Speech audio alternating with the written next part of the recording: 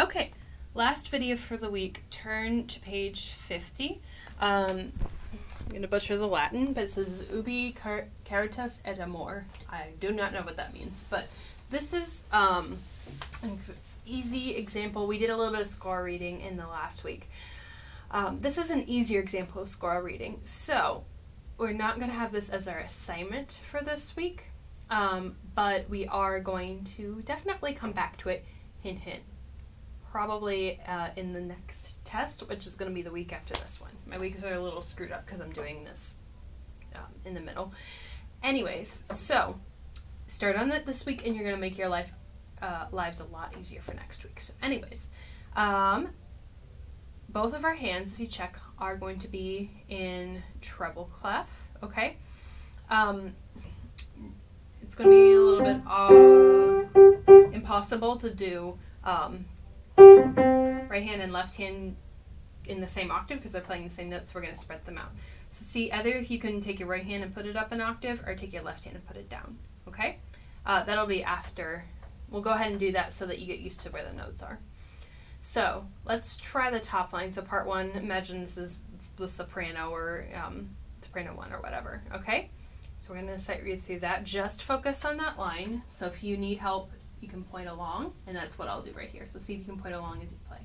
So 1, 2, ready, go.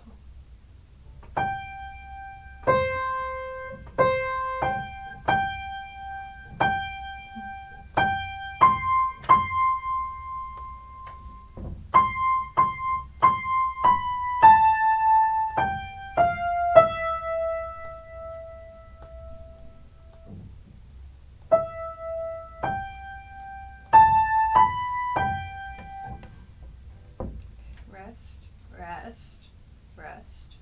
1, 2.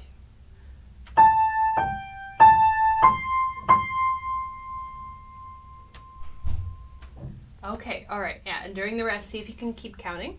Imagine you're playing for a bunch of children who don't know what notes they're singing, and that kind of helps instead of just confusing yourself, okay? Next week, we'll do another review video over this, playing it hands together, and I'll talk a little bit about fingerings. For right now, make sure that you change from 5 on the first beat of the second measure to like 1 or 2 on that next G. So you're gonna, if you don't do any other finger changes, I would do that and then stay up there for pretty much the rest of the piece. You're just gonna have to make that small adjustment there. Anyways, let's go to 2, the second line, and this one I'm going to play down here, okay?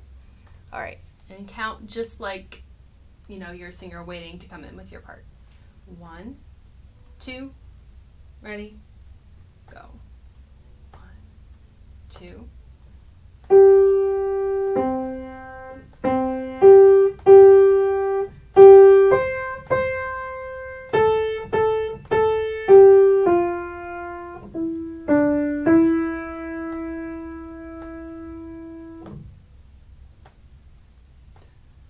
Three, 4.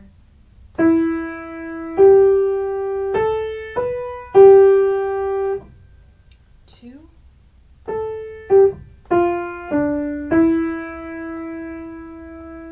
Good. And some fingering things that might help you with that. Start with kind of the 5-1 position.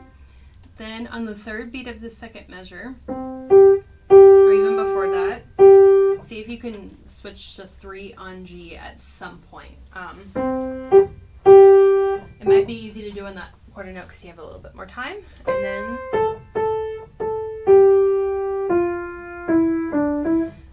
though there's no great fingering for that next one. So maybe make sure if you can get 1 on E. And do 1 on the A's, 2 G, and then 3 on F. Okay? We'll go back over this again, but see if you can develop a fingering. That should just be 5 fingers, so start with 5 on E. See if you can develop a fingering that helps you move around like that. Okay, work on those by themselves just for this week, and then next week we will work on putting them hands together. So make sure that you do practice that this week. All right, so very end of almost at the episode, the video, I want you to pick between 3-12 and 3-13 and do that as your assignment this week, and do whatever transposition they ask you to do as well. So if you do 3-13, transpose it to F. If you do the other one, 3-12, transpose to G. Okay? I know we're doing a lot of harmonization, but these ones are pretty easy. You can also practice doing the transposition with them as well. So that is all for this week.